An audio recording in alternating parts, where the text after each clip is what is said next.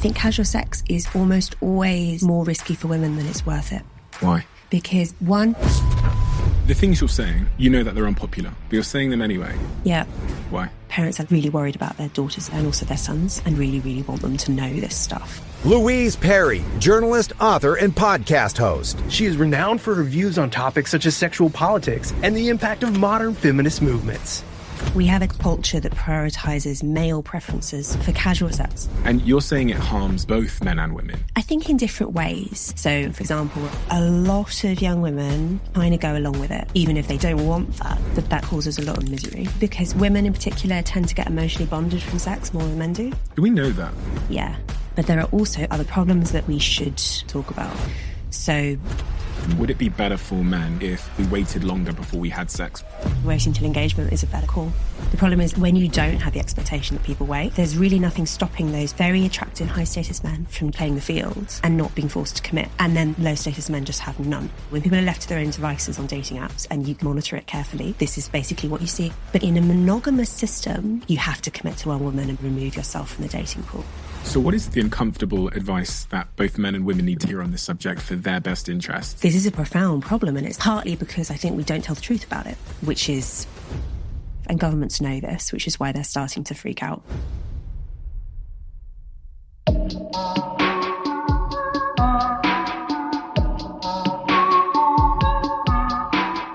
Louise, in this season of your life,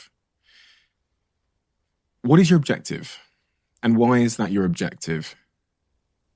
Well, as is kind of obvious, I'm in the having baby season of my life. It's a really interesting experience living the exact sort of social phenomena that I so often write and talk about, which is basically the role of women in participating in public life and the inherent ways in which the fact that women bear children comes into conflict with that, which is very much the subject of my first book, this question of like, if you can artificially suspend that, if the pill arrives in the 1960s and suddenly women can go from being constantly, I don't want to say at risk of pregnancy, because that's not the right word, like pregnancy is a good thing, but constantly having to negotiate the possibility of pregnancy.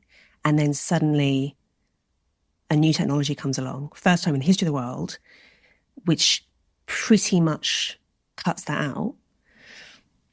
What does that do to women's public role, the social experience of being a woman? And my argument is it's had so much more of a profound effect than we tend to acknowledge. Because the fact that it's women who bear children is so socially important in terms of our ability to work, our economic vulnerabilities, our ability to participate in politics, all of this. And the pill is just this like enormous game changer where suddenly it's a choice. And I'm in the season of my life where I've chosen it. For anybody that is not watching on video, Louise is 6 months pregnant, so that's the reference. With my second baby. What is it that you think society at large disagrees with you on as it relates to these issues? I think that most people, I think that the kind of dominant narrative is that this has been an unambiguously good thing and there's been no trade-offs. And I think that there is ambiguity and that there have been trade-offs. That's basically the disagreement. And I think there are pretty much trade-offs with everything, not least a massively, massively consequential new technology like the pill. Do you think the net impact of the pill is positive or negative? I suppose it depends on which area of your life you're talking about.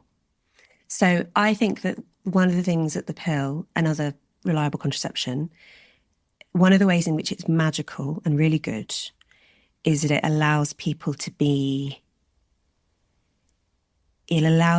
plan their families. It allows women to have spaces between births, which are healthy. It's really, like, in a lot of cases, it's really bad for you to be constantly pregnant, right? It has a really, really deleterious effect on the body. So on that front, fantastic. And on a personal level, fantastic. the trade-offs are normally in other areas of life, like we have massively falling birth rates and there are political and economic problems arising from that. That's not just downstream of the pill, but the pill is a really big part of that story. Sexual culture has changed so much, and I think that causes a lot of misery, particularly for younger women who are younger than me. Sexual culture has changed in what regard? In that I think that it is shifted towards, and you be careful here, because what I don't want to say is that the sexual revolution has been fabulous for men in general. I think that a lot of men have not done well by it. But I think in general that the really big winners from the sexual revolution have been a small subset of men. So what I write about in the book is the Hugh Hefners of the world, right? Hugh Hefner, who founded Playboy magazine, massive sexual appetites and are attractive and can basically have as many women as they want, don't have to get married to them because Christianity has faded away, don't have to worry about unwanted pregnancies because of the pill, for they've had a ball. And I think that what we've seen in the culture is more of a sort of the center of gravity has moved more towards their preferences. And some women are okay with that. Some women genuinely enjoy the sort of being the playgirl, right? But most don't. I think that there is some important average differences between men and women psychologically, not least, that's not just what I think, like the data is, I think, unimpeachable on this. And not least when it comes to sexuality and a culture that prioritizes male preferences when it comes to sexuality is going to be more costly to women. So who are you, Louise? And what experiences in your life and what sort of upbringing has informed the way that you see the world? I started off as a very kind of basically holding the mainstream progressive view, being very kind of conventional in my thinking. I went to a very, very progressive university, School of Oriental and African Studies in London. And when I left university, I worked for charities, including working at a rape crisis centre, which had a significant effect on me in the sense that I was very familiar with sort of standard feminist theory. Standard feminist theory says men and women are basically the same. There aren't any real important differences between us, either physical or psychological, apart from, the baby's bit, whatever, who cares? And that sexual violence, rape, is not about sexual desire, it's about power. It's a power play thing. It's all sort of understood in political terms. And then I actually went to work with victims and I noticed things. I sort of couldn't help but notice things about what they'd been through that made me think, I don't think that's true. Like, that the modal victim of sexual violence is 15. It's really young, right? Really young.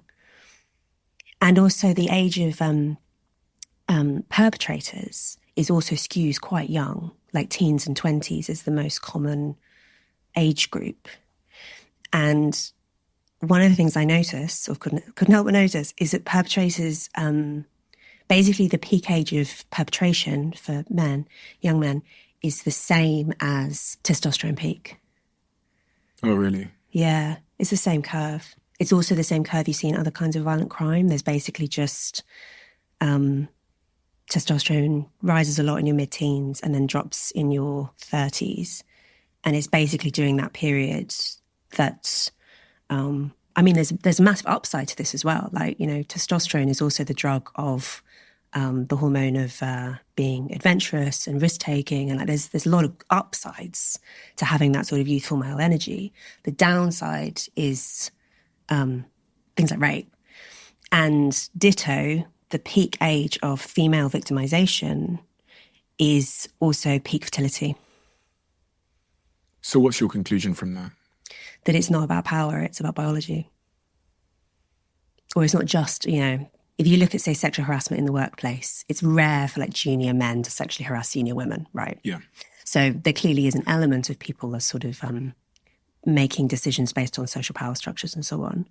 But I know when it comes down to it, this is a biological phenomenon. It's also not unique to humans. Other animals, other primates are also sexually aggressive, basically for the same reasons. So sort of what we're dealing with is is an eternal problem. Like how do we channel male aggression in the right directions? How do we protect young women during these vulnerable years? This is a profound problem, and it's a problem that every society faces. And I don't think that we deal with it as well as we could. Partly because I think we don't tell the truth about it. And not least feminists don't tell the truth about it. Because if you say, there are no physical differences between men and women, male and female sexuality is basically the same, women having as much freedom, sexual freedom as possible is obviously the best possible thing, I think what you end up doing by telling these untruths, frankly, I mean, people say these things with the best will in the world, but what you end up doing is actually putting young women at risk. Young women who don't know the truth, because how could they, 15-year-old girls, and I say this as someone who used to be a 15-year-old girl and has also spoken to lots of 15-year-old girls who've really learnt this the hard way. They don't know these realities about, the fact that like men have double the upper body strength that women do on average, which means they can punch twice as hard as women can on average. Things like that.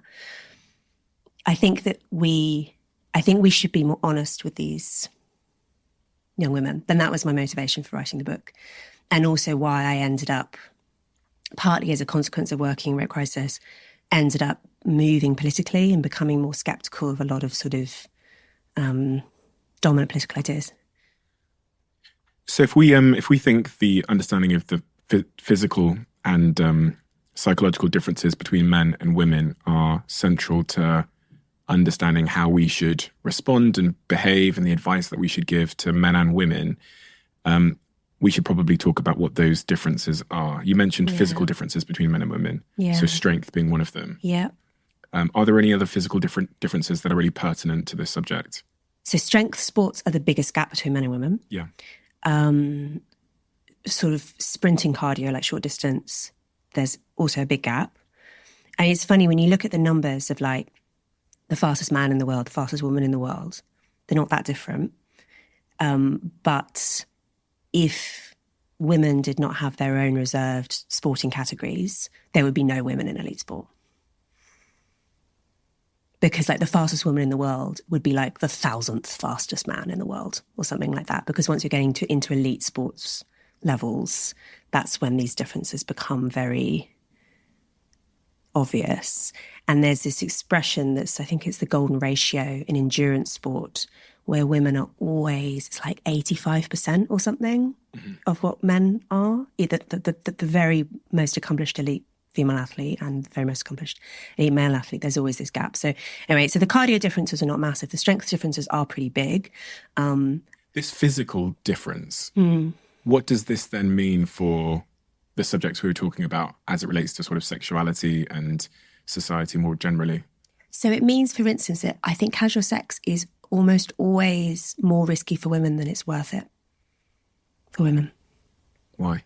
Because being alone with a man that you don't know, basically, is what we're talking about, is inherently dangerous for women just because of that physical asymmetry. 2, because women are the ones who get pregnant. Like even with the pill, even with the most reliable contraception, you've still got that small chance. And so that either means that you carry a pregnancy to term with all of its physical risks and emotional risks, or it means you have an abortion. Like basically all of those costs are borne by the woman. The man might have no idea that this has even occurred, right? So there's this kind of essential asymmetry which you can try and get past with technology, with contraceptive technology, but you can't quite, it's still there.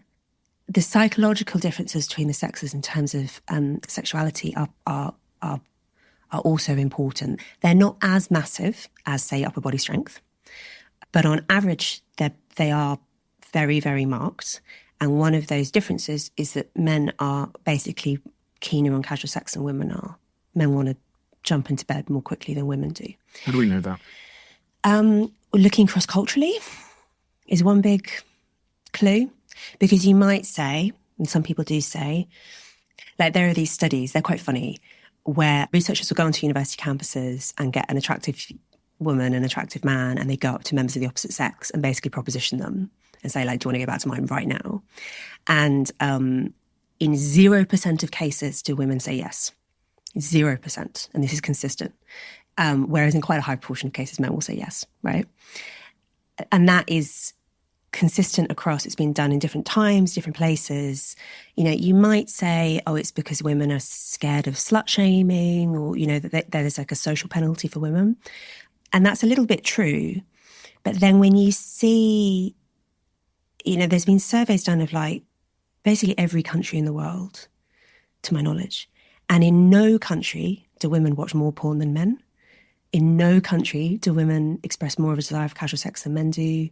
In no country do women buy sex more than men do. Like, it's basically only men who buy sex. It's very, very rare for women to buy sex. When you see these gaps absolutely everywhere, I think that's a very strong indication that you're dealing with something innate. That's certainly the simplest explanation, isn't it? Rather than that you flip the coin 1,000 times and it comes up heads every time. Is that plausible? Is there anything in the animal kingdom that might refute that point? Is there any, you know, certain animals where the woman is the dominant sort of sexual aggressor, or the? So yes, but not animals that are similar to us. So like spiders or something like that. Okay. In terms of other primates, I mean, there is variation with other primates. Bonobos are quite into casual sex, for instance. Bonobos are quite different. Because people do get a little bit triggered. Because you're not saying that women don't enjoy sex at all. No. You're not saying that they aren't as horny in certain situations as men. But you're just saying, on average, men are more keen on casual sex than women are. Yes.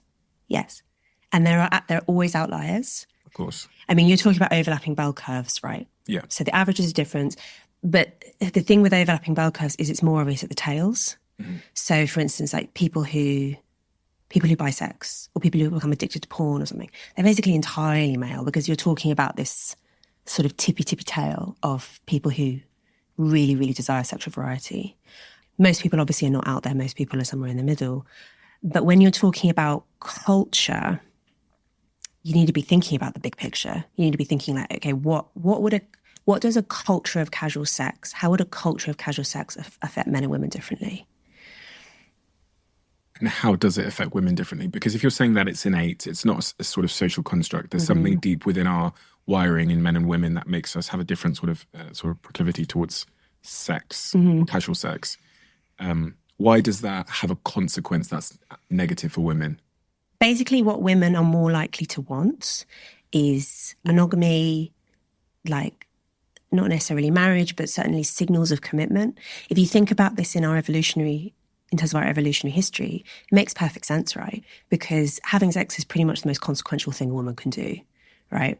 Because if you get pregnant, you've got 9 months of pregnancy, which is risky in itself, childbirth, which is very risky in the ancestral environment, less so now, fortunately. And then you've got maybe 15 years or something of having to look after a child until it's capable of being economically self-sufficient. That's an enormous thing to happen in your life.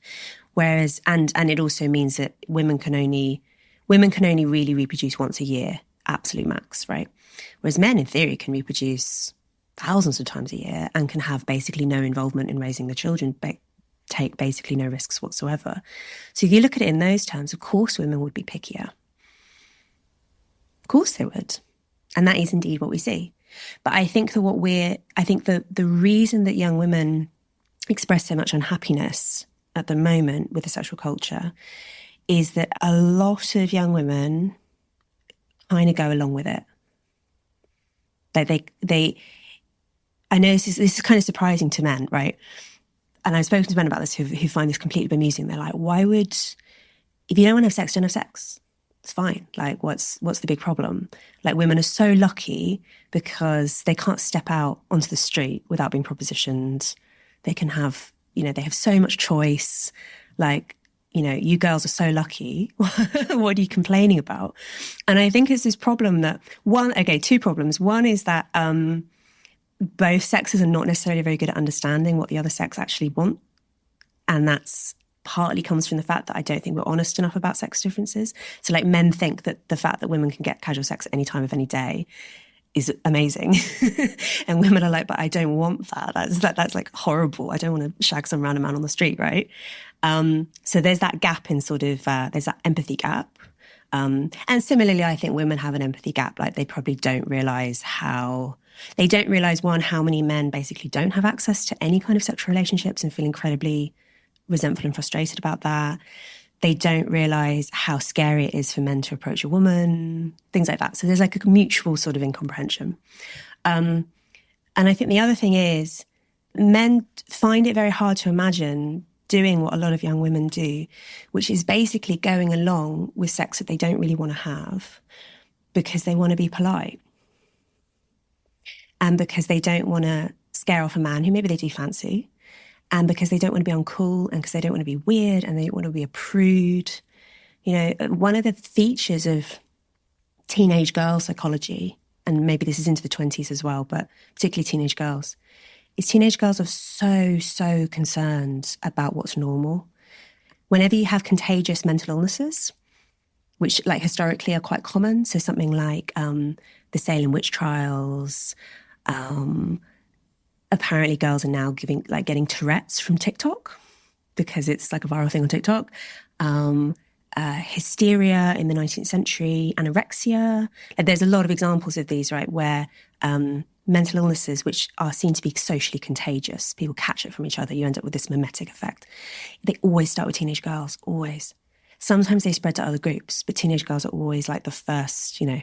And I think it's because teenage girls, probably for self-protective reasons, there must be some adaptive reason here, are very, very socially sensitive. They're very like constantly aware of their social position, what other people are doing, what's cool, what's not cool, obsessed, which is also translates to things like fashion and slang. Slang, ditto. You know, a lot of slang starts with teenage girls because they're this very mimetic group, right? Mm. And that's fine. Like, that's not necessarily a bad thing, but it does sometimes have bad effects. And one of them is, for instance, the idea that being a prude is incredibly cringe has taken hold really, really effectively among this group of girls. And so, you know, I'll talk to girls or read or listen to girls saying like, you know, I went along with the most like degrading, upsetting, whatever, sexual things because like, I don't know why, because I wanted him to think I was cool, because I didn't, you know, and I think that's something that a lot of people find difficult to empathise with, and will say, and some men do say, in criticism of my position, like, why don't these girls just sort of get a grip? When you say that there's young girls and women going along with it, yeah, are you talking about both the type and the frequency of sex, or are you just talking about the casual sex and then the different ways people have sex, like BDSM and choking and these kinds of things? Yeah, so all of the above. Okay. I mean, I think particularly it's the BDSM is a bit of a complicated one. We'll get to that then. Yeah, we can get onto that. One, but... in terms of the casual sex thing, so like having sex on a first date, okay, kind of thing, historically very, very, very rare. Like such a weird cultural convention, right? And you think that happened because? Well, because the pill, number one. Yeah. Because it means that you can do it without pregnancy being high risk. Mm-hmm. And I think it's all ends up being downstream of that it then changes. Like it basically used to be, you can actually read accounts of women who were in their 20s, say, at the time when the pill came along, and they'll say, it used to be the case that you go out on a date and the expectation is we will not be having sex, right? That was the agreed upon thing. Not to say it never happened, obviously it did, but that was the default. And then you might have sex on engagement or when you get married or maybe when you're going steady, you know, that expression you hear in like old high school films. But that was a way down the track, right? And then the pill comes along, and you read women saying, like, it suddenly completely changed things. It suddenly was like, the default was not, we're not having sex. The default was, we might. And so suddenly it became a negotiation, and it became there's this evolutionary psychologist, David Buss, who specializes in human sexuality. And he writes about this sort of eternal power play, basically, where women would like to wait longer before they have sex and men would like to have sex sooner. And there's always this sort of volleying back and forth, like who's going to win, basically, right? And the pill massively shifts it in the have sex sooner direction. And so, yeah, you say women who, like, you know, it used to be the assumption I would not have sex after a date. And now I'm having to, like, this is so often what actually is happening in Me Too kind of cases. I mean, obviously Me Too cases, there's a lot of range. You've got straightforward, really criminal behaviour, like Harvey Weinstein or whatever. But you also quite often what's going on is it's not even, it's so much more subtle than that. It's like the Aziz Ansari case. Do you remember that? Quite an interesting case because he, in terms of the response, so Aziz Ansari, you know, famous actor, comedian, he goes on a date with this woman who's a fan and it's all going well. And then they go back to his and he wants her to have sex and she doesn't want to, basically. But he's like a famous man who she likes, like she might want to in the future. She doesn't want to offend him. She doesn't want to mess it up. And so there's this like subtle kind of tussle and they end up doing some sexual stuff or whatever. She goes home, she feels terrible. She subsequently says to him, you took advantage, basically, by text. He says sorry. And then later she sort of spills the beans in a magazine article. And that kind of thing is basically an invention of the sexual revolution, that kind of conflict where there's that degree of ambiguity. It wasn't that unreasonable for him to think that sex would happen. It wasn't that unreasonable. The problem that she found herself in is that she had to try and as politely as possible say no without, that's a really difficult social game, isn't it? Particularly when everyone's drunk, right? And she ended up, I guess, like they both messed up to some degree. Like he didn't read her social cues. She didn't communicate clearly. Like so often that's what's really going on with these Me Too cases. There's so much ambiguity in terms of what everyone is supposed to do. And you've got this tussle between what men and women prefer. And I mean, adding alcohol is really bad. You know, there's this bias that men have. It's like a deep-seated bias where men will tend to see sexual interest where there isn't. They're more likely to see sexual interest where there is none. They kind of overestimate how much women fancy them, basically. I know. And, what are you talking about? And alcohol makes it worse. Oh, really? Yeah, alcohol exaggerates that effect. So if a man's drunk, he's more likely to see sexual interest when it isn't there. And then if she's drunk as well, she's less able to successfully navigate this difficult social situation.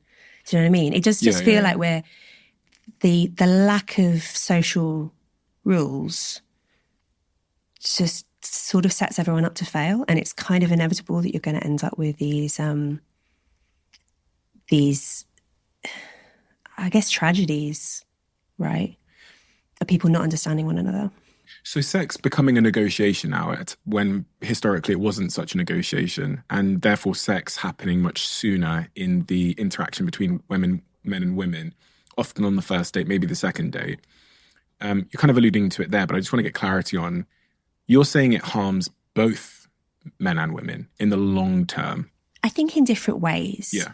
So I think the harm that's done to women is emotion.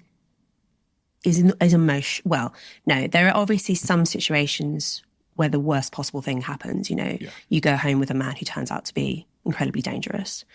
More common is women just feeling bad about themselves. How do we know that? Like, have they done survey data? Oh, really? Yeah. You just ask women, like, how do you feel after different kinds of sexual encounter? Like a one-night stand? Yeah. And then you ask men the same thing.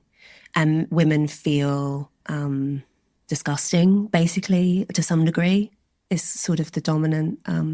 I included this quiz in my book, right, for men and women, like basically for people who had casual sex of some kind or another, right, who participated in this culture. And I sort of pooled the questions from my male and female friends. And one of the questions for women was, have you ever had a consensual sexual experience which now makes, thinking about it in retrospect, makes you feel like kind of physically uncomfortable, that gives you a disgust response? And so many women say yes to that. And one of the reasons for that is that women have a much lower disgust threshold than men do. So like women feel disgust more easily than men do, in response to all sorts of things, but including in response to not non-consensual, but unwanted sex. You see like the kind of subtle distinction, like legal, but not really desired sex. Yeah. Women are more likely to find that just makes them feel disgusted. Because? Well, probably because of this evolutionary thing, right? Where like having sex with a man who you don't want to get pregnant by is a bad decision. And a big risk. Yeah. So you talk about in the book about how icks are more prevalent amongst women, essentially. Yeah, the ick. Yeah, it's a really interesting expression, isn't it? It's the women use it to mean when they like a man, and then suddenly something switches, and they get the ick, and all of a sudden they're like, oh no. Yeah, I've got a friend who I shan't name, who met this really great guy on a dating app, and I was looking at who, because she was asking me for some advice on her dating profile or whatever, and not that I could give anyone advice because I've basically never been on any dating app, but she showed me this photo of this guy, and this guy was like really good looking. He looked like he played rugby or something. He was just like, I was like, what a great guy. And she was like, no, he's got boxes on the wardrobe behind him. Oh. She was like, he's got like cardboard boxes on the wardrobe behind him. She was like, oh, I was like, this guy is like, he's like perfect. He's like an action figure. But because he had cardboard boxes on the wardrobe behind him in the profile picture, she was like, oh. Interesting. Bizarre. I thought, is that a cultural thing or is that innate? This, because there's no guy that I know that would look at a profile of a stunning woman and go, oh, she's got cardboard boxes on the. Although do you think for a woman they were like deciding whether to marry? Do you know what I mean? Because men do tend to have sort of there are kind of two tracks. Like there's the woman I'd have sex with and there's the woman I'd marry. And they're different. They're different categories. Mm-hmm. And maybe I don't know about cardboard boxes necessarily, but maybe what it's showing is you're like messy, disorganized, not very grown up. Yeah. Or maybe you don't have, maybe you're living at someone else's house maybe. And or maybe you're on the move. Don't have much money. Yeah. I guess she's looking for cues of like being a really, really long term good bet. Which goes back to your evolutionary principle. Exactly. Yeah, that's a sensible thing to be doing, really. I think icks should be listened to, generally. Do you think? Like I think our bodies often know. I think our bodies are often sensitive to like little cues that we might miss consciously. So you think women should listen to their icks? Yeah. But some of them are getting a little. The one that always makes me laugh is if a man on a date, the date goes really, really well, and then at the end of the date, he pulls out his wallet to pay, and he has a Velcro wallet. Right. Is that an ick for you? I'm not sure if it would be a personal ick. Okay. But I guess maybe we should respect it as an idiosyncratic ick. I don't know. I think in general, this goes for men as well. I think this goes for people. I think it's you ever read The Gift of Fear? The Gavin de Becker book, a really great book. It was published like 30 years ago or something. I think Oprah made it quite a big deal. And it's by I think he used to be a bodyguard. He's like a personal security expert. And he tells all these stories. It's mostly about women, and maybe this applies to men too, where women basically ended up getting attacked by men who they did actually have bad vibes about in some way, but they ignored those and it cost them, right? And his argument is that fear is a gift and that you should listen to your instincts because often again, highly, very evolved to be very, very attuned to these instincts, right? There's a reason why we are descended from people who listen to their instincts in this regard. And often your unconscious will spot things that your conscious brain hasn't spotted. And maybe you'll be worried about being impolite or being weird or whatever, So I can't remember all of the stories, but I remember there's one of a woman who a man offered to help her carry her shopping up to her flat. And he was really insistent about it. And she was like, okay. So she let him. And then as soon as he was in the flat, he shut the door and attacked her. And she was lucky to survive. She said later that it was weird. He didn't feel like he was just being nice. She got bad vibes from him. She got the ick, whatever. There was something like going on. But her conscious brain said, he's just being nice. And so she ignored her instincts and she let him into her flat. Like that's the sort of example where actually I think that our unconscious brains are actually very wise about a lot of these things. Women's more than men's in that regard? Interesting question. I would guess probably yes, because particularly in relation to the sexual violence threat, right, which women carry and men don't as much. I mean, men certainly don't carry it from women. If men get sexually assaulted, it will be by other men, almost always. Again, really interestingly, if you show women, I think this is true for women, but not for men, as far as I know. If you show women a map of their local area and ask them to say which streets they would not want to walk down alone late at night, and they highlight those streets, they map on perfectly to actual rates of crime. And these women know nothing about this. They're not familiar with like local police statistics or whatever. It's just vibes. They just feel unsafe in these areas. Those vibes are actually really accurate, surprisingly so. And I guess because, it's this evolved thing that, to put it really bluntly, rape is a very bad outcome for women evolutionarily, right? It's something you really want to avoid. And so we have these inbuilt systems. Fatal, right? Well, sometimes, but it's also just like there are several costs. There's the carrying the rapist baby and all the downsides of that, right? There's the risk of being ostracized by your community. Maybe your husband casts you out. There are so many downsides, even aside from the physical threat. We've evolved some very good systems to try and protect ourselves against that. I also think that to some extent, the 15-year-old girls, they do have these instincts. So they have some degree of inbuilt protective instincts, but they do also lack life experience, which is, I think, why we have or ought to have social conventions that also protect them. Do you know what's interesting? As this is called the Diary of a CEO podcast, and although we've strayed quite far from business, and people tell me that all the time, my lens, because I run businesses when I'm not doing this, is always to think about how a lot of this applies to business. And as you were talking about, the way that I heard it is that women have a different sort of radar, sort of than men, and are able to spot different things than men. And I thought about how useful that is in business and what a great case for diversity that is, both in the hiring process, because often, and this is just an observation from running businesses, often the women that run some of my businesses are able to spot something in certain candidates that it wasn't abundantly clear to me. And often, again, this is anecdotal, one candidate who all the men in the interview process are good with, fine with, all of the women in the interview process have a problem with. And a problem they almost can't explain. Interesting. It's a vibe they're getting. It's a vibe, yeah. And the men in the interview process often, sometimes, not always, don't have the problem with this individual, but then all of the women in my organization have a problem with this person.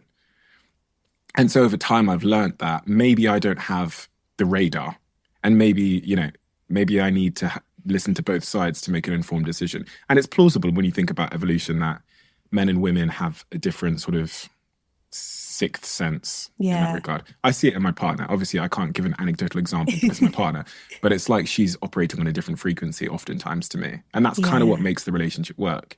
My husband says I'm a witch. Yeah, I think my partner's a witch. So if we're making it a safe space, my partner is a witch, but she's a white witch. And she knows she is, but she can it's like she can see things that I can't see. Yeah, yeah. I mean, there's a great book to be written about like how these sex differences play out in the workplace.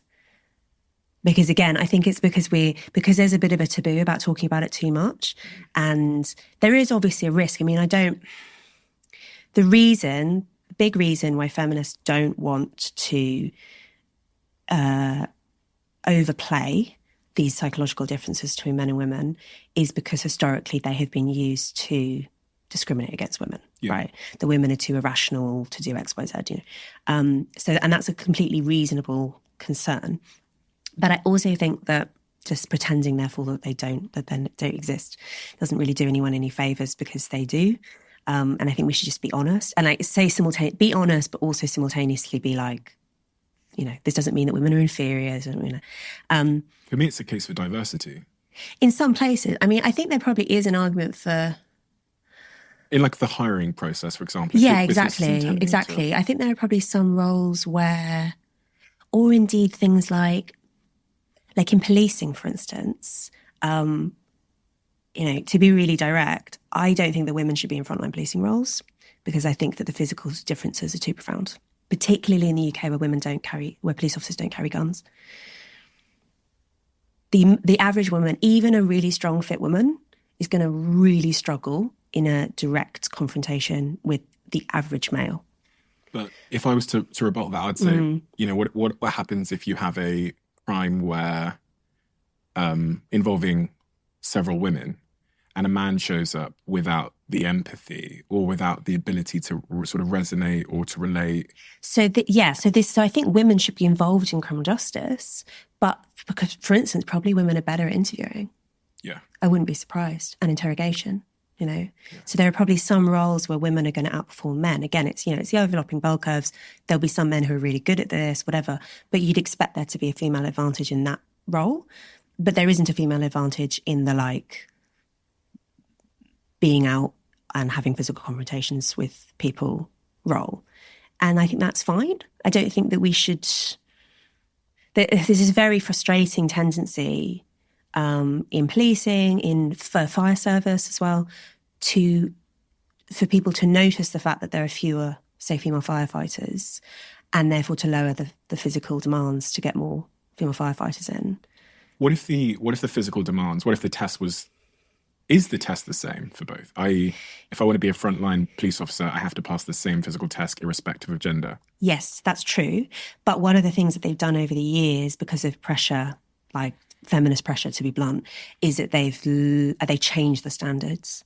So they've, say, reduced the upper body strength component, or they've made in policing and in firefighting, all these, and military, you have to do a bleep test, stuff like that.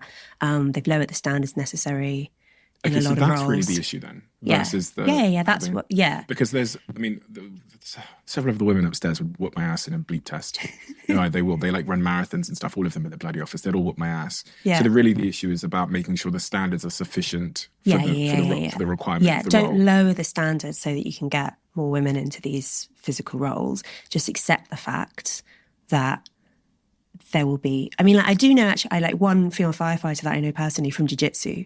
She's so strong, she's so fit, she passed a very, very high standard. Great. You know, you will get that woman in 1,000 who can, and in which case, fine, you know. But what I don't think is wise at all is engineering it such that you have 50-50 in every role. I think that that's a recipe for disaster. So, but just to be clear on this point, because you said you don't think women should be involved in frontline policing, if they can meet the the very high standards, I think that one woman in 1,000, yes. But I 1 woman in 1,000? Yeah. You think that's it? Yeah. And is that because of upper body strength you were talking about? That's the big one. It's also aggression.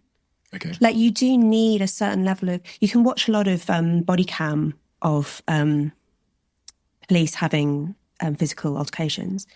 And it's quite common, for instance, to see female police hesitate more than male police do, Because I Probably think not always a bad thing if you think about the amount of people but just being it killed. depends. It depends, doesn't it? I mean, yeah, there's also, policing is a complicated one because also in America, say, where the police have guns, female police are less likely to shoot than male police are.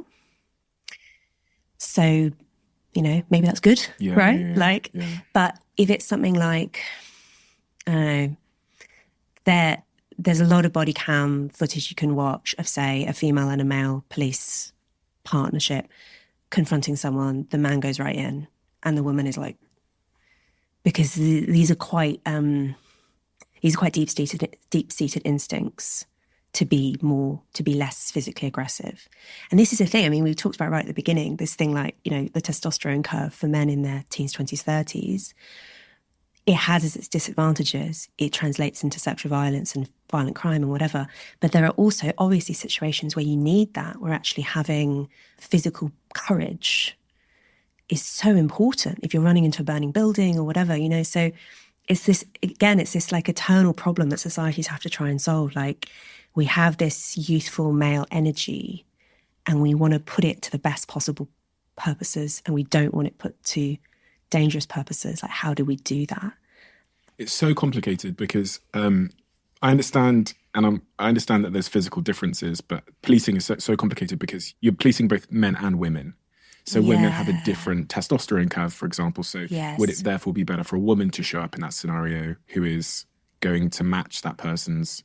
Maybe, although women really don't commit very much violent crime at all. So if you're talking about like physical altercations, the chances of it being a woman are not high. But if a man shows up, then maybe he would escalate more. He would escalate more. I'd had a few conversations about this subject with people. And then I remember seeing, obviously, it's a particular front of mind story. What happened in Australia recently with the terrorist attack in the mall. And we were in Australia at the time, and I was watching the footage, and it was a woman that showed up with a gun, shot the terrorist. Yeah. And there was also that man, did you see, who like barricaded the escalator? Yes, and he was holding He was just a member of the public, Yeah. So that was really interesting because this idea of, I read this article about heroic masculinity in the New York Times, written by a woman. And the article goes to highlight these instances where the man runs in the building, 9/11. I think it was like 98% of the people that died in 9/11, firefighters were men. There was a couple of women as well. And then I saw that video of the terrorist attack in Australia, and you have the guy on the escalator holding a chair, threatening this terrorist that he's going to smash him with a chair if he comes closer. And then the person that ultimately ended the terrorist attack was a woman with a gun.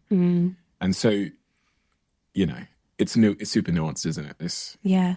What's really interesting about this physical courage thing is so often people say later that they didn't even think about it. There was no conscious process. There was no like, should I?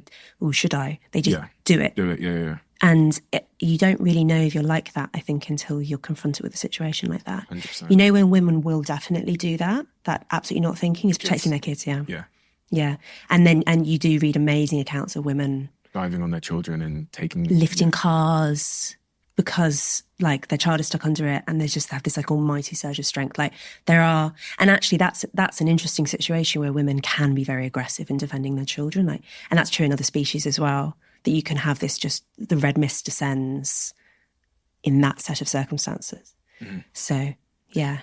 Something we're talking about icks, and I just wanted to cover it off because there's kind of two sides to this ick argument. There's this, I've got this radar which is useful and it's protecting me. And then there's this other sort of more newer social TikTokification of the ick, which is probably causing people not to get in relationships.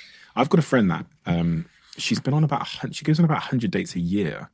And she's like, I think she's actually starting a dating podcast because she's that unsuccessful at dating. And in my head I go, I think this might be part of like a broader social issue, that the reason we're not coming together, we're having less sex, all these things, is in part because of these icks. We think everything is a problem because social media told us it was.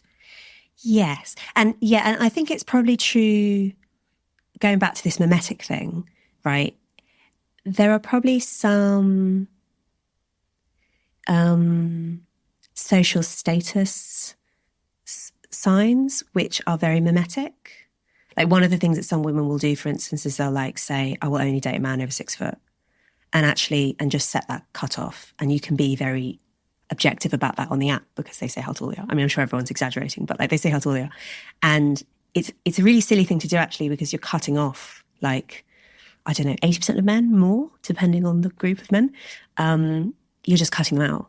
And actually, if you were to meet this person in real life, the fact that they were 5'9", you wouldn't even notice, probably. So sometimes I think that modern technology can encourage a level of pickiness, which is actually really counterproductive. And probably actually, and again, it's like, I think so much of mutual sexual attraction is about about pheromones, about vibe, about being in person. Mm-hmm. And dating apps don't capture that at all. So I'm sure that definitely works against, there are 100% women who are way too picky. Definitely. We talked a second ago about how the introduction of the pill and how that caused negotiation in this first sort of encounter impacts women. We didn't cover how it impacts men downstream. Would it be better for men if there were, we waited longer before we had sex with a woman? In your book, you talk about waiting 3 months, but then you whispered something to me, which I'll let you say just in case you don't want to say it. I think probably actually waiting till engagement is a better call. So you think we should wait until we are engaged with someone before we have sex? Yeah. You bite your lip when you say that. You look I'm nervous. saying that because there are trade-offs and I acknowledge them. And also it's more difficult to do that in a culture where that's weird. Yeah. Because what you end up doing is cutting out anyone who for whom that's too weird, right? Like you basically cut out a big chunk of your possible matches by insisting on that. Unless, say, you're very religious, in which case everyone in your religious community is going to have the same expectation. But for most people, that's going to be quite a weird thing to demand, which is why I said 3 months in the book, because it seemed like more reasonable and more achievable. And also because my mum said to me when she read the draft, she was like, if you say wait till engagement or marriage, that's the first thing every reviewer is going to notice about the book. It's going to be a big deal. So you'll get more of a hearing, if you're more reasonable. The thing is, we're a really weird culture in this regard. Like basically every other culture, there is obviously variation, my first degree was in anthropology. And one of the things about anthropology, which is so powerful and interesting when you're interested in contemporary social issues, is that there are a lot of differences between cultures. Of course there are, and that's what's interesting for anthropologists. But there are also a lot of similarities. And actually there have been various efforts over the years to compose lists of human universals, which you find in absolutely every culture.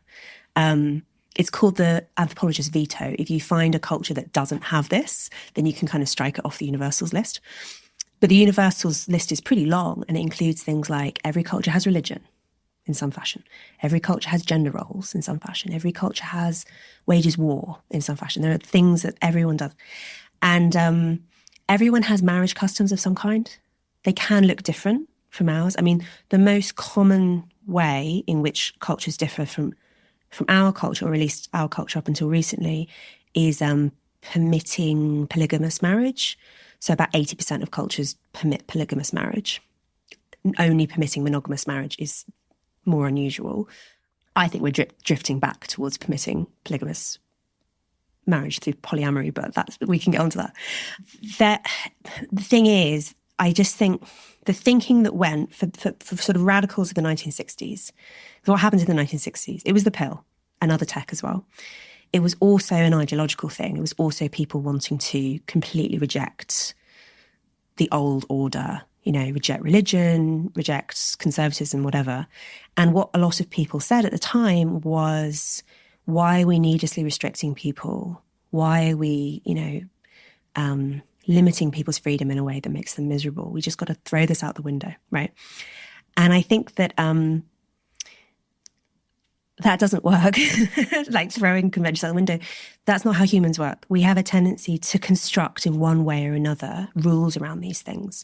And human reproduction is like the most important. It's a very, very complex and delicate thing, right? That you have to get right. It's like this enormous coordination problem. You've got to find the right person.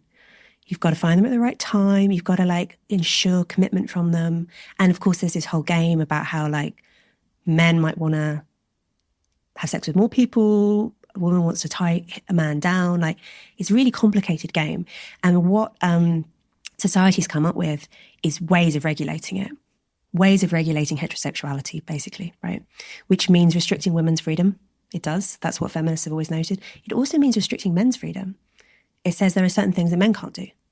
And we had such a system, we had you can't have sex outside of marriage has to be monogamous, all these rules that you have to ask the bride's father's permission, all this stuff. We had it all, right? And we basically threw out the window. I mean, it lingers a bit, but we have very low. I mean, in London, right, now half of children will reach the age of 15 without their biological father in the home. There's very, very high figures compared with, say, 100 years ago. Very, very high figures. So we've seen basically the dissolution of that old order. And there are upsides to that, there are. But there are big downsides too. And I think every culture has marriage customs of some kind, apart from ours, sort of. Like, what makes us think that we alone among peoples can just have a free-for-all, can just, style it out, people do whatever they feel like. Do you know what I mean? I think that what anthropology tells us is that actually we need structure, we need conventions and constraints and templates, and those will sometimes feel restrictive, and there will sometimes be people for whom they don't work very well.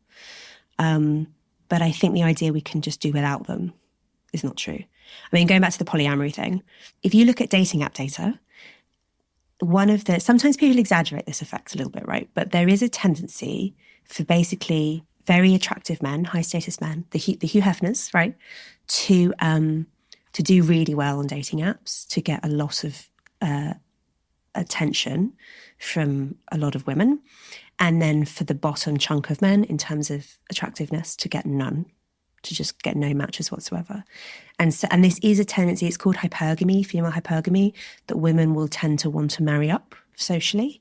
So they'll want to marry a man who is richer than them, better educated than them, more successful than them, etc. This is basically what you see when people are left to their own devices on dating apps, and you can monitor it carefully. That is basically what people do.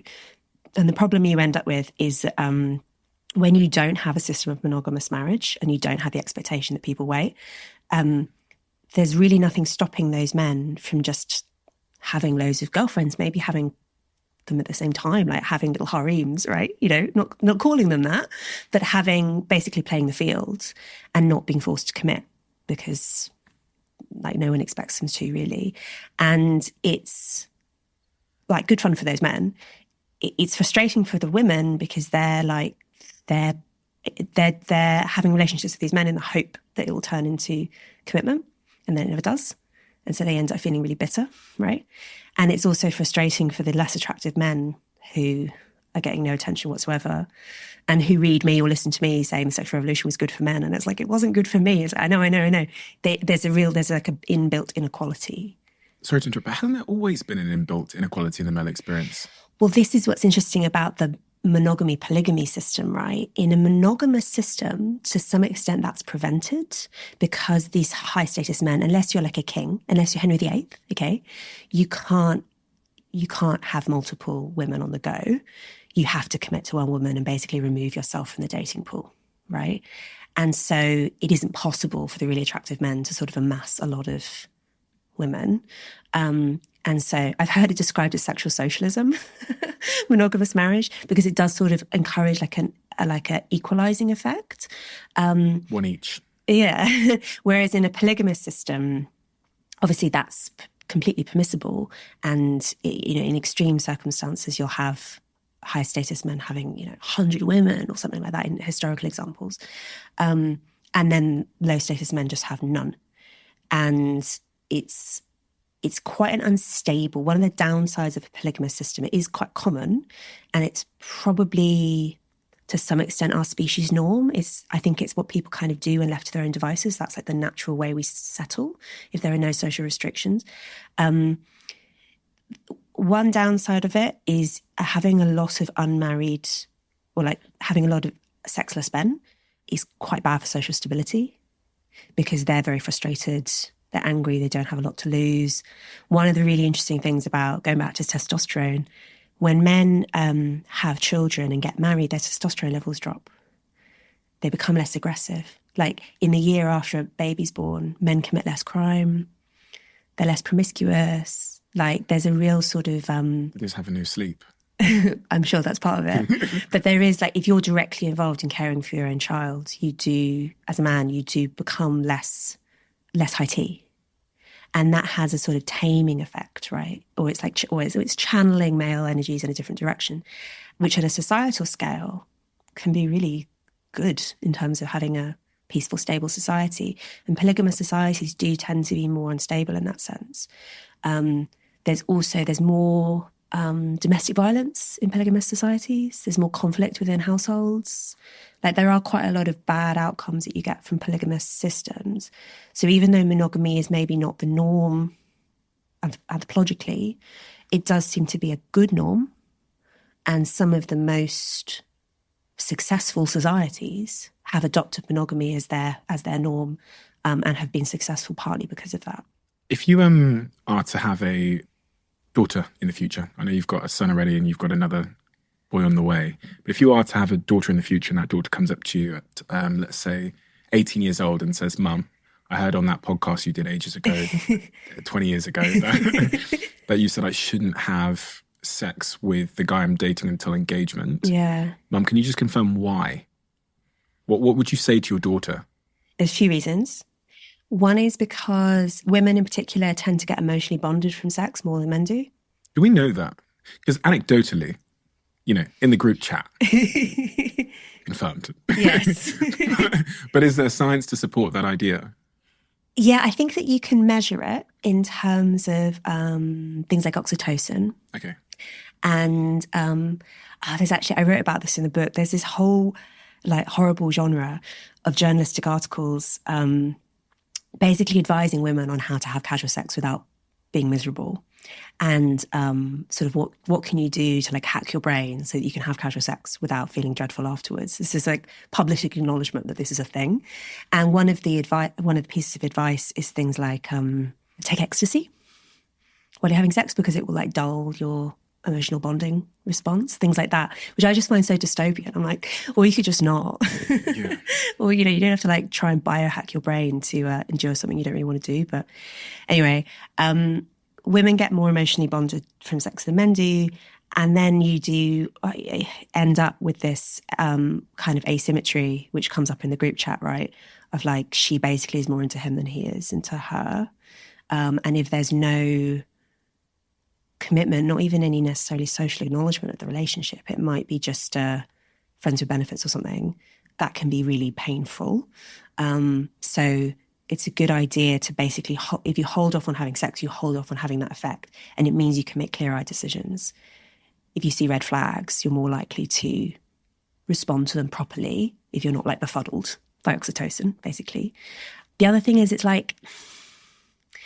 just a really, really good demonstration of commitment. If you always risk getting pregnant. You always do, even if you're on modern contraception. There's always that risk. And do you want a man who is going to ditch you if that happens, basically?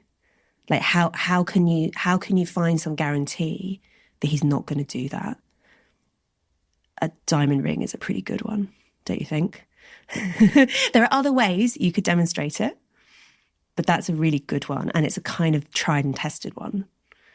It's pretty crazy how significant the shift in attitudes towards casual sex have changed. I was reading some research earlier that said 67% of Gen Z think it's justifiable to have casual sex compared to 12% of the pre-war generation. Yeah. And, when you talk about the diamond ring being a good way to get commitment. Yeah. But I had a divorce lawyer on the podcast the other day, and he said to me that 56% of marriages fail, and that... One thing that skews that, though, is that people who have multiple marriages are more likely to get divorced.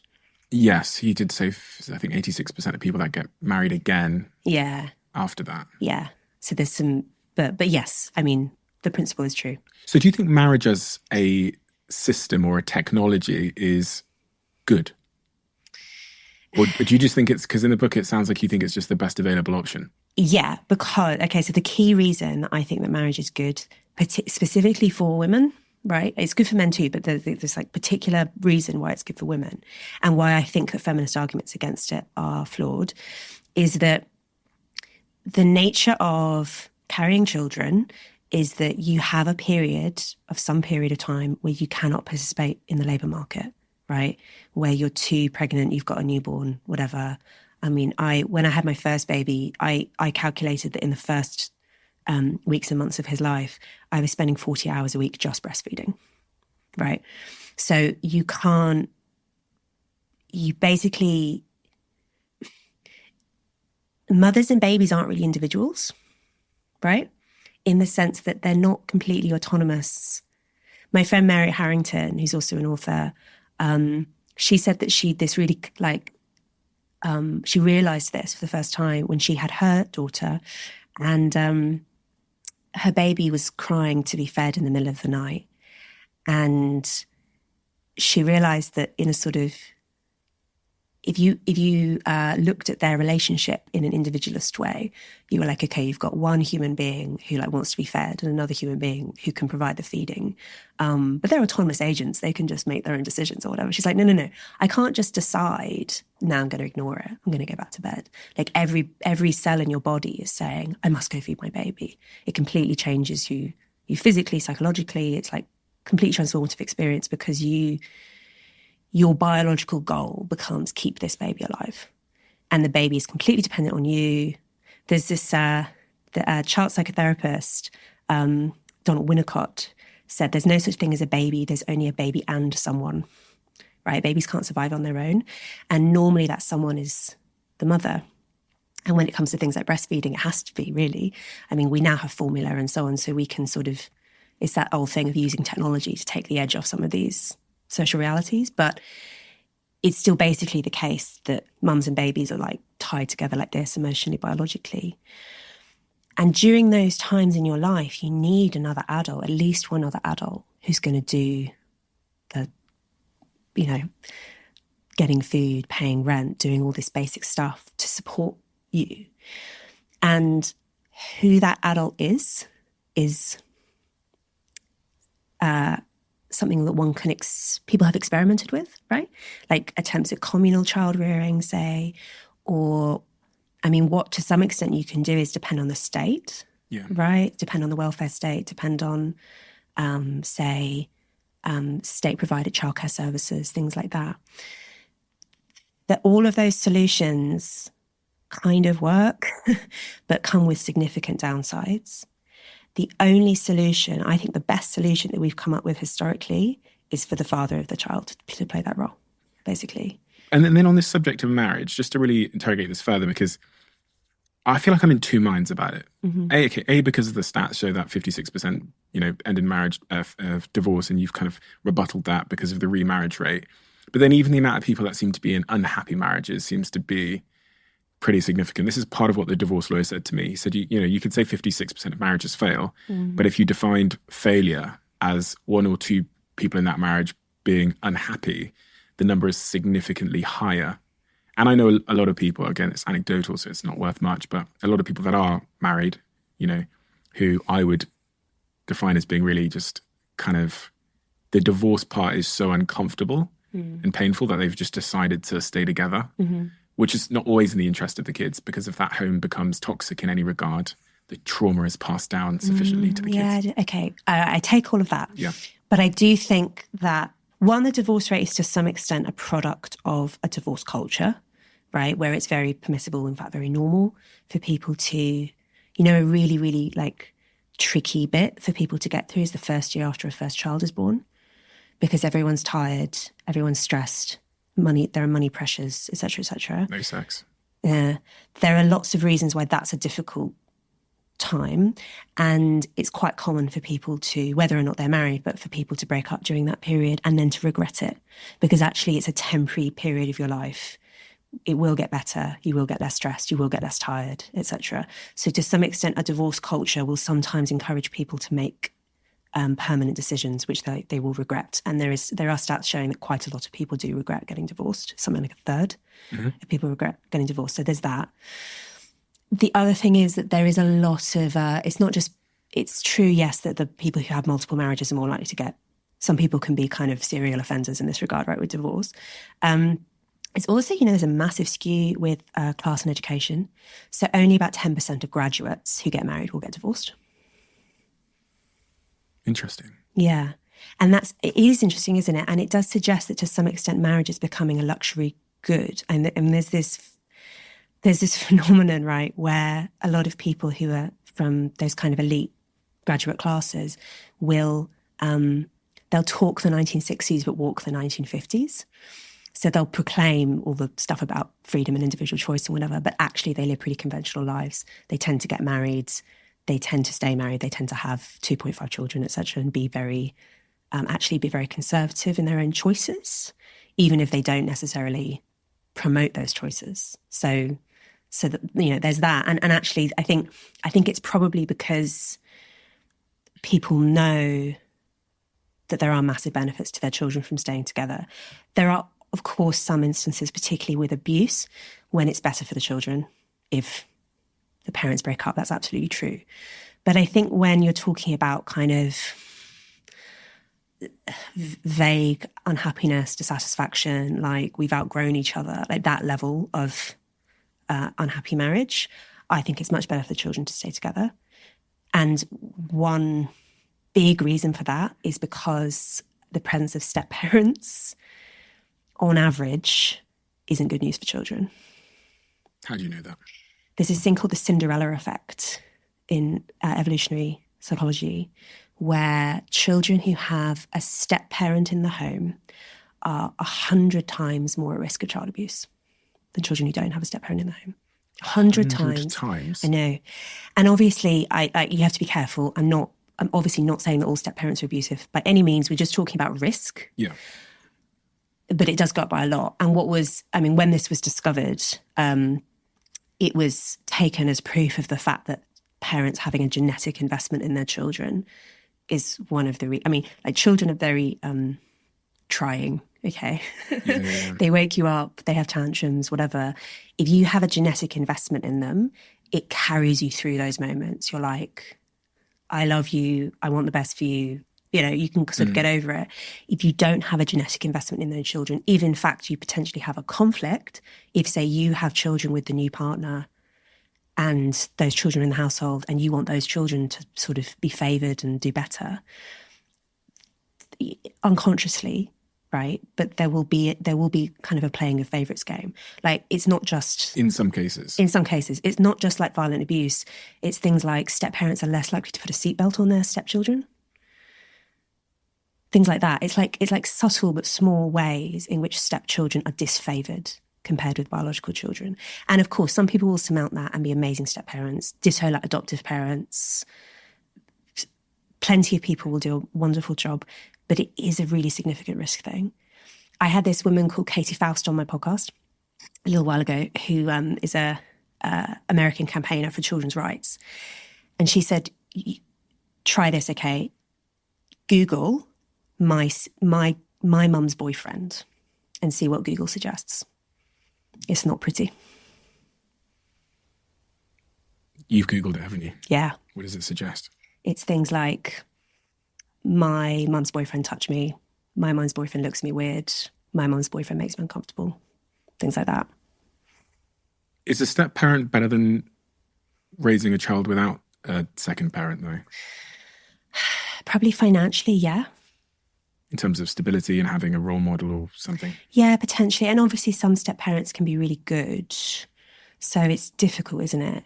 But I think the thing that people should know, I think the reason why it's good to know about the Cinderella effect is that it's quite easy as an adult to kid yourself and to be like, I'm not very happy with my partner, my husband, my wife. Sex not as good as it used to be. He doesn't understand me, like that kind of level of dissatisfaction. If only I was with someone else, everything would be so much better.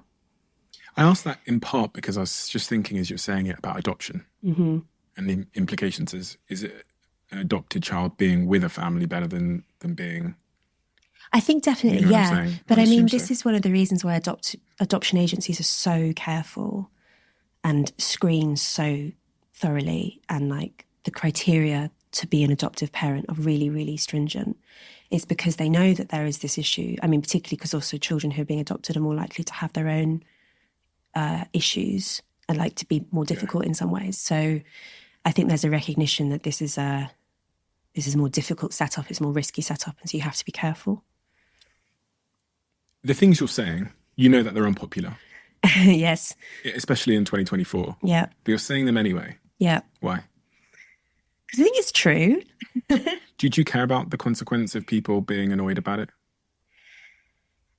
Yeah, although you know what? Since this book was published 2 years ago, I have had, and I really did feel a little bit when I was writing it, like, oh no, have I just completely like ruined my life? Am I going to just constantly face like, am I going to get constant grief for this? Is it going to be a complete disaster? And actually, I would say that like 95% of the responses have been incredibly positive.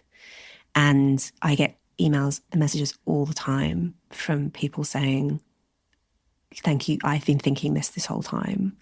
The feedback you've gotten following the publication of your book, how has it surprised you? And when I ask that, I'm asking in terms of like, who is sending you messages and what they're saying? I would say probably the two most common groups of readers are dads. Okay. Who are really worried about their daughters in particular and also their sons, and saying like, thank you so much for, this was the reason I decided to do a young adult edition of the book. So in a few months, there's going to be a young adult version, which is basically like edited, made shorter, simpler, whatever, because the book has a lot of very adult themes, obviously. And I had so many people saying like, I wish I could give this to my 14-year-olds.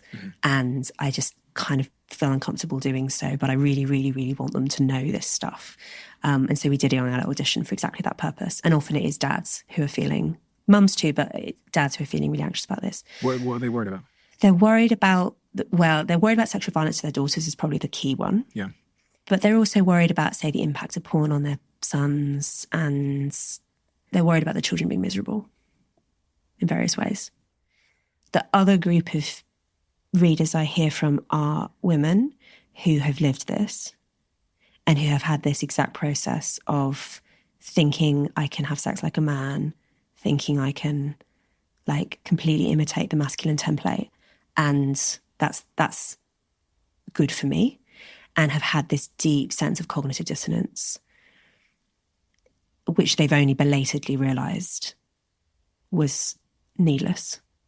Like they didn't have to actually put themselves through what they did, but they felt what they did. You know, they had this process of conforming to something that was bad for them. I hear from a lot of those women. And you know, in many cases, like I have had 2 women email me recently to say that they are having a baby because of me. It's amazing. It's so cool. Just because they had this, because the anti-mother messaging can be so strong and feel so empowering. Yeah. And this feeling that, this painful feeling that actually that there's something much higher status about the masculine template, that there's something lesser, there's something worse about doing the feminine thing, you know, being the mother, I think is very baked in and is actually very anti-woman, I think, you know, to say that being just a mum, there's something wrong with that it would be better to have, say, a corporate job, that it would be better to live like a man. I think that when we say things like that, what we're basically saying is that what women do is worse, that there's something worse about women. Something like actually very deeply sexist about that in a way that I don't like at all. So a lot of what I try to do in my writing and podcast and everything is actually elevate some of the feminine stuff, which is needlessly marginalized. You know, being a mother, it's okay to want to be monogamous. It's okay to want to have children. It's okay to care more about your children than your career. None of those things are bad. It's okay to care more about your career than having children? Yes. You said that a little bit more reluctantly. No, it is. That is okay. I think that it is more common right now in our current cultural moment for women to be pushed towards the masculine role when it doesn't suit them than the other way around. I think historically it has been the other way around, right? The women who wanted to do the masculine thing and were really intelligent, ambitious and whatever were suppressed and were basically confined to the home, right? That definitely happened historically. I think we've kind of flipped though, actually. And now it's more common for women to be told that being just a mum is worse. At a societal level, there's been a big decline in birth rates, which is quite interesting. Are you concerned about the decline in birth rates?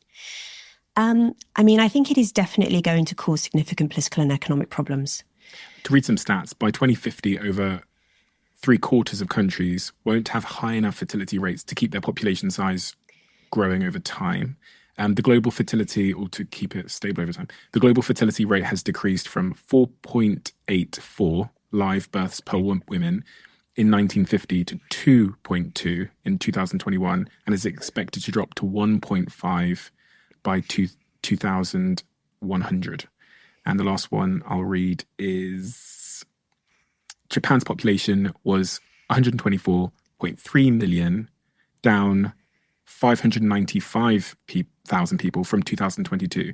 And the falling rate equals out to almost 100 people an hour are being lost from their population. Countries are taking drastic measures to get their birth rates back up. South Korea, for example, is considering giving families about £60,000 in cash for each newborn baby that they have. So yeah, there's a societal, social impact, economic impact on the declining birth rates. And I've heard you say previously that you think it's one of the biggest evolutionary challenges we're facing. I think we're going through an evolutionary bottleneck. So we're going through a period where, it's partly the pill,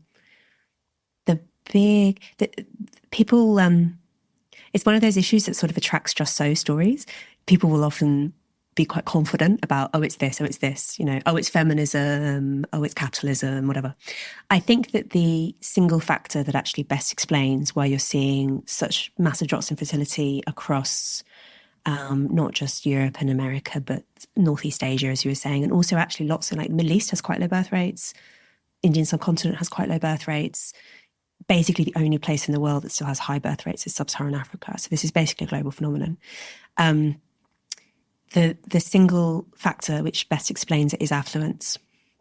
You cross a certain threshold in terms of GDP per capita and fertility falls a lot. And it's not that high a threshold. It's like $10,000, something like that. So the richer you get, the less kids you have. Yeah. I know, it's funny, isn't it? Because it seems completely counterintuitive. Yeah. Because often people will say, in an expensive city like London, people will say, I can't afford to have kids.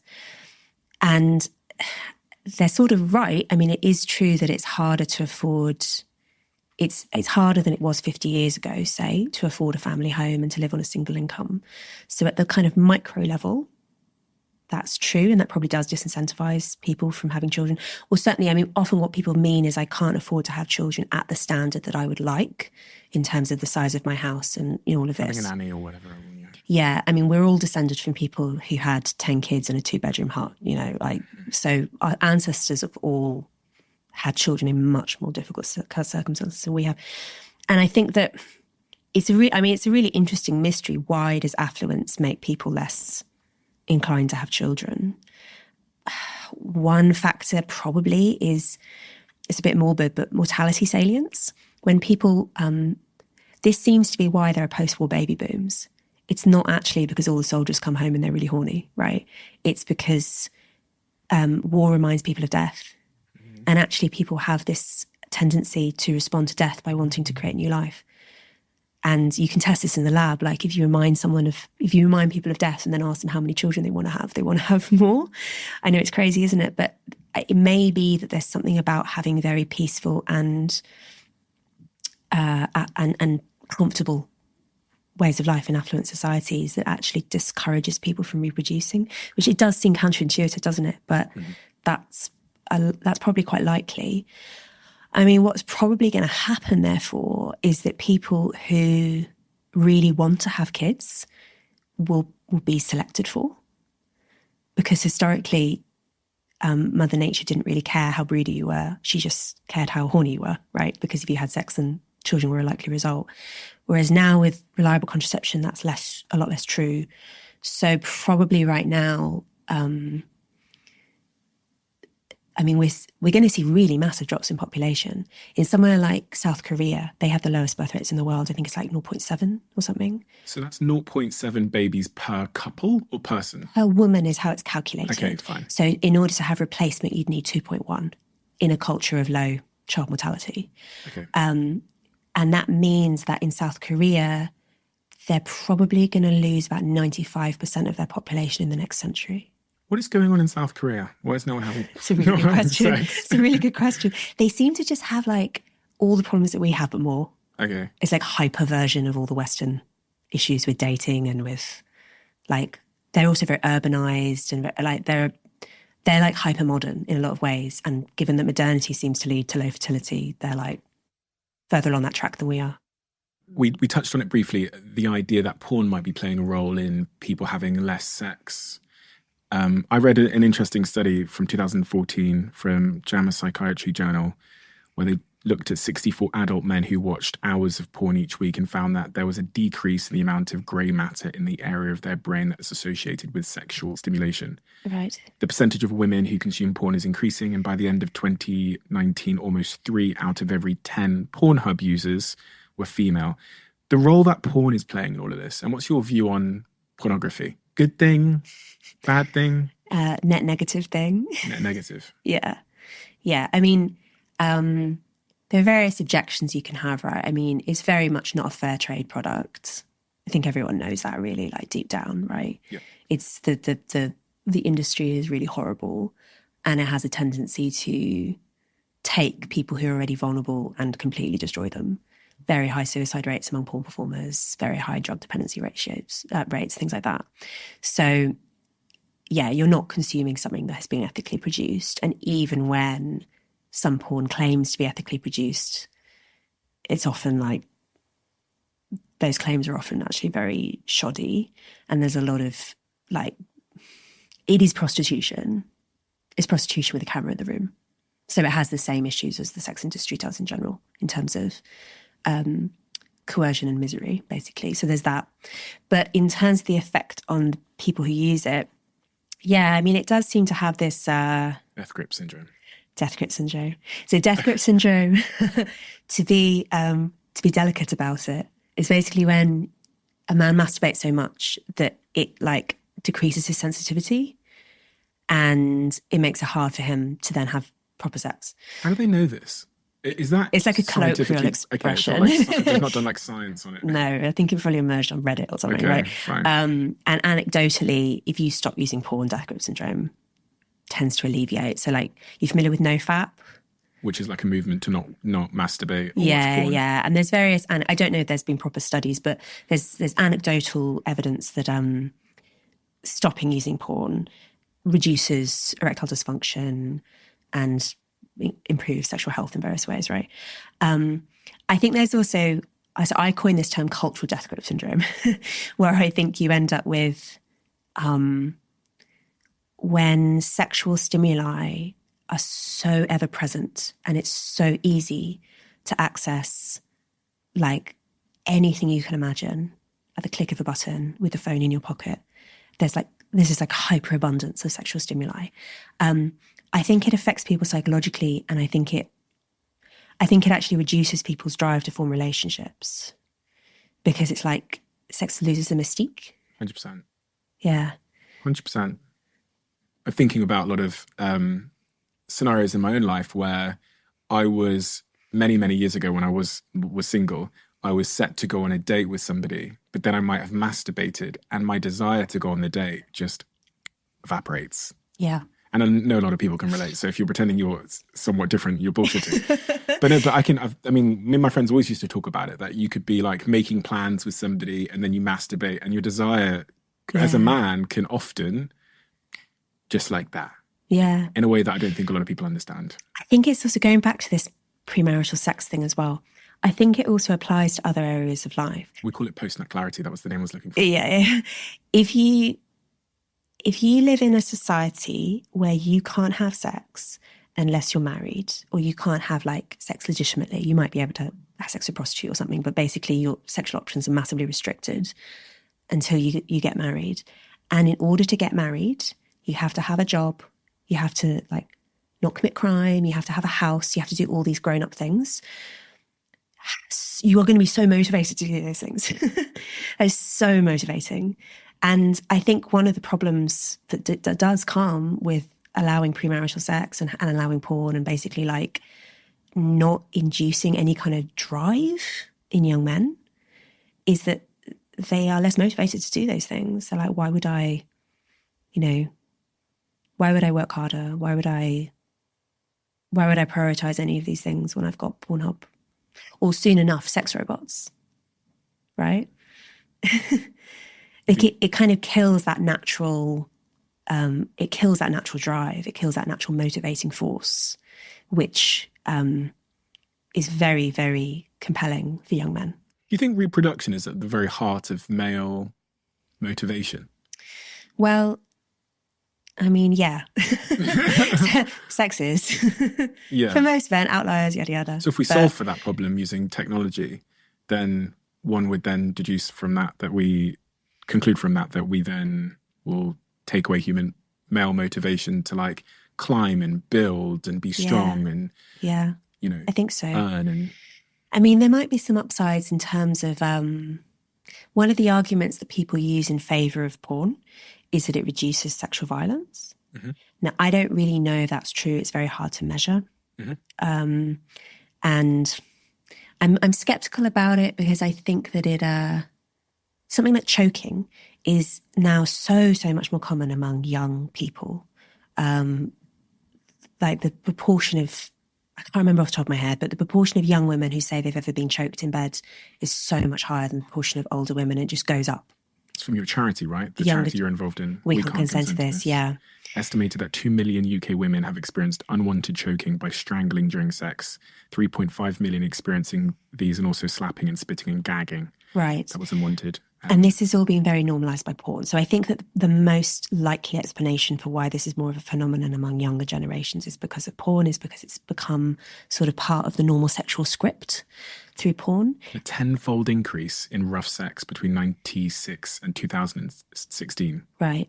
And I think that, and the reason that we can't consent to this exists is because it was, I mean, we successfully changed the law on this. So hopefully this is happening much less often than it was in the UK. But it is a global phenomenon as well, where men will kill their girlfriends or their wives and claim that she died as a result of consensual rough sex, when actually we think it's much, much more likely that she died as a result of domestic violence and deliberate murder. Sentence. Yeah. Or get convicted of manslaughter instead of murder and things like that. So this is, that's like that's like the extreme end of this phenomenon. The other end of this phenomenon is more like just the sexual script becoming more violent and becoming more aggressive. And a lot of young women in particular having like absolutely terrifying to be choked out of nowhere by some man you actually don't know very well, right? That's a really distressing experience. There are also, what people always say to this is there are also women who ask for it. And there are also women who like choking. I think what's going on there is partly the mimetic thing. It's partly like, this is cool and this is what everyone's doing, so I want to do it too. So that's part of it. I think to some extent, one difference between male and female sexuality is that women like to be dominated more than men do. And that's not necessarily a bad thing, as long as it's done in like a safe way and in a trusting relationship. It is a problem though when that's translated into like seeking out risky sex acts with someone who you basically don't know. I think men know that porn is letting them down. Yeah. I say men, I know that there's a significant proportion of women that watch porn as well, but I have come to learn from doing this podcast and having conversations about dating apps and pornography. And when I look at the comment section, men are very angry, it seems, or at least the men that are in my YouTube comments that are on YouTube at dating apps, and they're very, very angry and think the industry of porn, again, this is the subset of people in my comments, they hate it. They think it's evil. They think it's disgusting. And I actually looked at Google search data before our conversation today to see what people are searching. And one of the most frequently searched terms as it relates to the subject of porn on a tool we use to analyze Google search data was, how do I stop watching porn? Yeah. And it almost seems like you think, that was one of the most frequently searched terms that people are going to Google and saying, how do I stop this? Yeah. There's a certain lack of control and a certain... It's really addictive. Insidious, yeah. Yeah, it's really, really addictive. So should we ban it? If you were Prime Minister of the UK, would you ban porn? You could press a button now, ban it. Yeah. There we go. Because I don't think, the only downside of banning it is basically it's sort of like during COVID when people were banned from doing things which everyone was doing, right? Banned from socializing, banned from seeing their families. And people, in a lot of cases, kept doing it and just broke the law. And I think that had a sort of destructive effect on attitudes towards the law. This also was one of the reasoning, this is one piece of reasoning behind legalizing gambling back in the mid-20th century, that there was statistics showing that like an enormous number of people were gambling. Yeah. And so it just seemed ridiculous to ban something that everyone was doing. So that's one argument against banning porn, that like people would keep doing it. It would be quite hard really with the internet, like realistically. And so it would sort of undermine faith in the legal system in general. And I take that seriously. But I don't think it makes anyone's life better.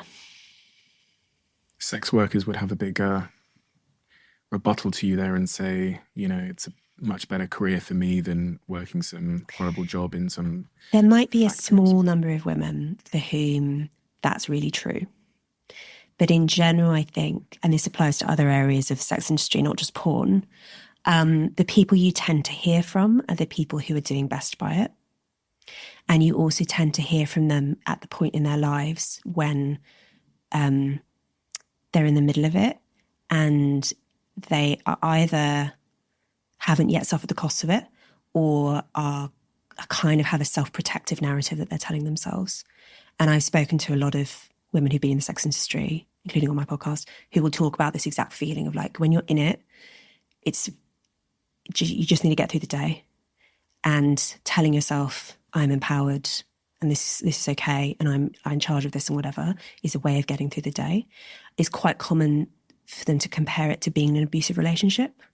When you're in it, like, I love him, it's fine, you know, and then it's only afterwards, after you've left the relationship and the emotional connection is gone, that you can realise how bad it was for you. And there are some quite high-profile examples of this, like Jenna Jameson. She was one of the most famous porn stars in the world in the 90s. She's now a campaigner against the porn industry because she says it's so exploitative. It causes so much psychological harm and physical harm. I mean, just things like STDs and injuries during... You're 18 times more likely to be murdered if you're a female porn star, according to a study by Stuart Cunningham et al. 2018. Yeah, and that danger is even more acute in other areas of the sex industry. There might be some people who really don't suffer those psychological effects and who find a way of doing it in the sort of safest possible way, and it's okay for them. I've spoken to those people. I trust that they exist, but I think they're very unrepresentative. And to say that we should basically design the law around those exceptions rather than around what would be better for the people who are suffering most, I think is wrong-headed. I mean, in terms of the sex industry in general, I would favour what the law as it is in places like Ireland and Sweden and France and quite a lot of other countries, where basically buying sex is against the law, but selling sex isn't against the law, which I know seems kind of counterintuitive, but basically you say that the punters are criminalised. I'm talking about like on-street sex work and brothels and stuff. Yeah. The punters are criminalised, but the prostituted women are not. So they don't have anything to fear from the police. And they can get support from social services, and they can get help with addiction, and they can get, you know, all the various issues that are so much more likely to confront.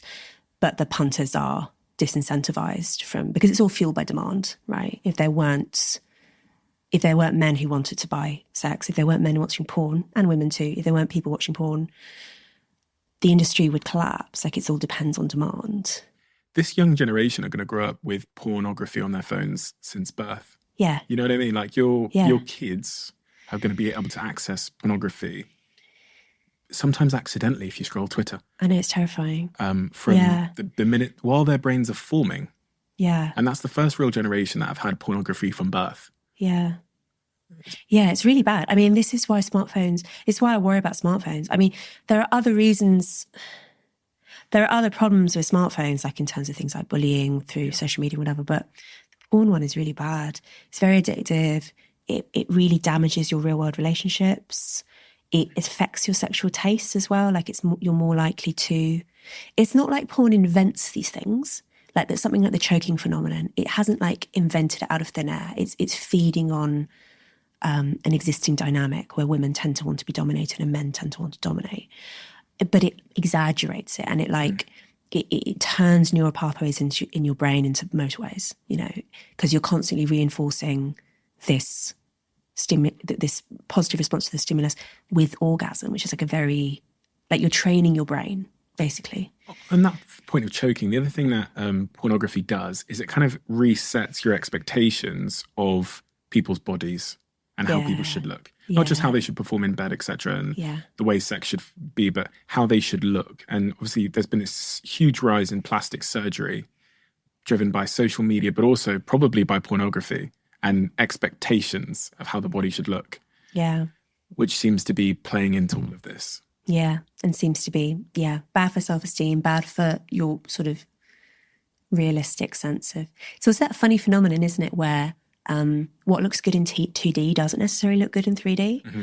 You ever notice how sometimes women who have had a lot of work done will look really good in photos and then look a bit weird in person, like uncanny valley in person? Yeah. Because actually in 3D it looks a bit odd. Yeah, of course. So it's like the wrong motivations as well. On that subject of attraction, though, there are the conversation around attraction itself is quite confused because, again, there's sort of a political correctness around what you can and can't say about attraction, what men are attracted to and what women are attracted to. I think we can agree, from an evolutionary perspective, is different. And what is that? What are we not saying? I mean, there's lots of really interesting little data points about that, like perfect waist-hip ratio that men like is 0.7. 0.7, which is, just for anybody that doesn't know, that they want the waist to be 0.7.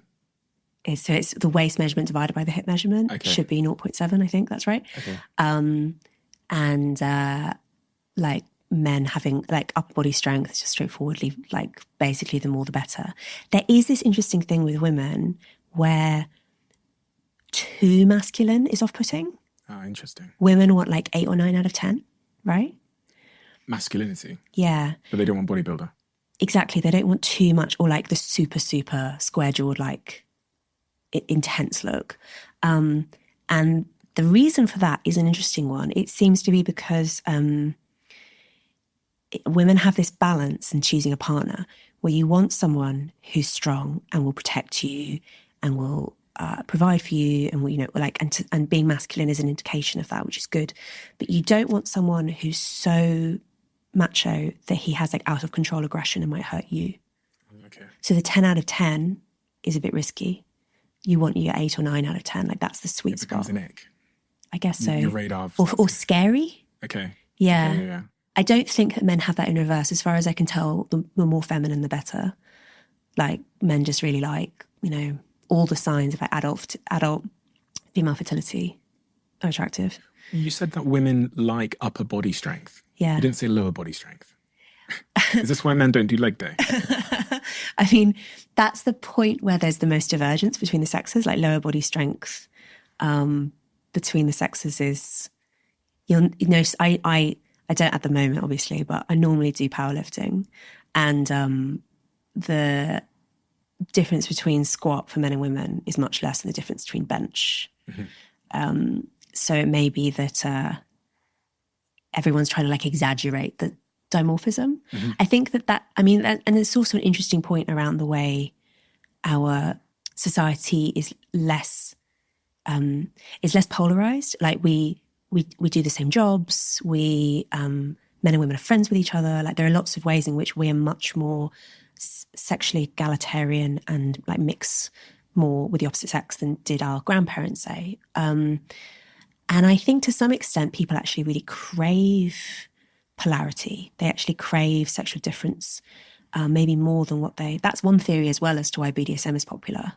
That people are like really drawn towards like hyper macho, hyper feminine behaviors.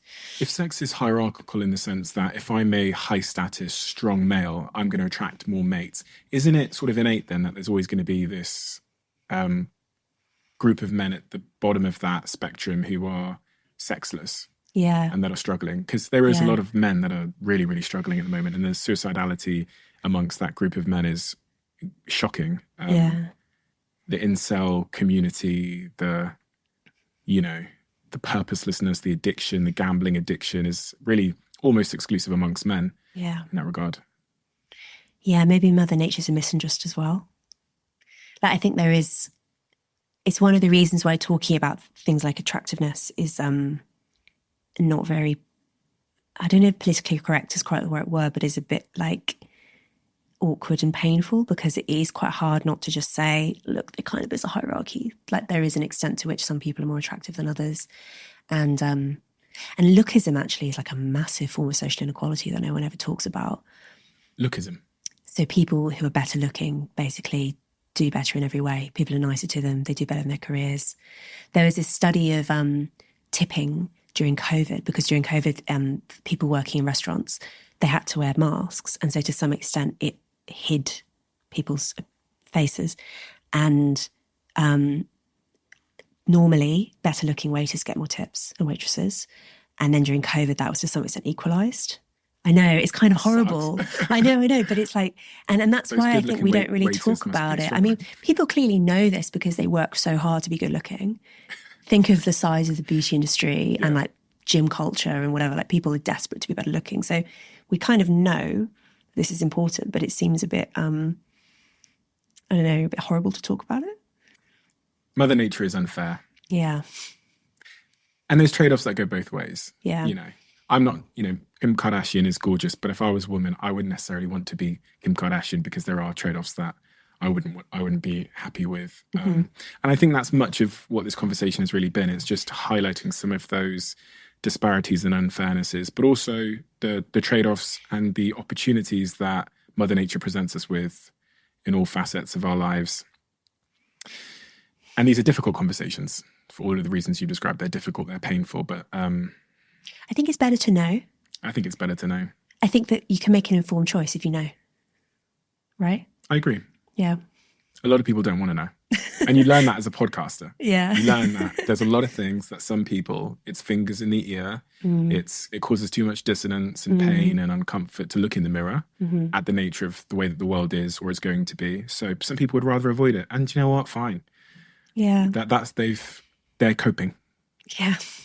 Hope is very powerful. We're all trying to find ways to cope. Thing. Like we all are, you know. Yeah. So I have empathy for that. Thank you so much. Thank you so much for being willing to have the uncomfortable conversation and willing to say the uncomfortable thing out loud, because a lot of people aren't willing to say that. And, I think that's how progress happens. I think ideas that are opposing sometimes need to collide for us to make progress. And I think your book is very much a case of that. If anybody hasn't read it, I think it's one of the most important books on the subject. It's called The Case Against the Sexual Revolution, A New Guide to Sex in the 21st Century. Highly, highly recommend it. Everyone that I know that's read it has absolutely raved about it and passed it around, so I'm sure you will do too. So I'll link it below in the description so you guys can all read the book. I have a closing tradition on this podcast where the last guest leaves a question for the next guest, not knowing who they're leaving it for. And the question that's been left for you is... what a question. When was the last time you lied to yourself? This morning. I think we do it constantly. Yeah. I mean, on the cope thing, like, I think actually too much truth is probably a little bit too much to bear, right? Yeah, all at once. Yeah. We have to lie to get through life, I think. Yeah. Little white lies that help us cope with the day, which is kind of related to what we were just saying. Yeah. Thank you so much. Thank you. Really appreciate it. And congratulations on the small boy on the way, and thank you. Everything goes well, and I'll see you again soon in the future, I'm sure, to continue this conversation. So thank you, Louise. Thank you so much.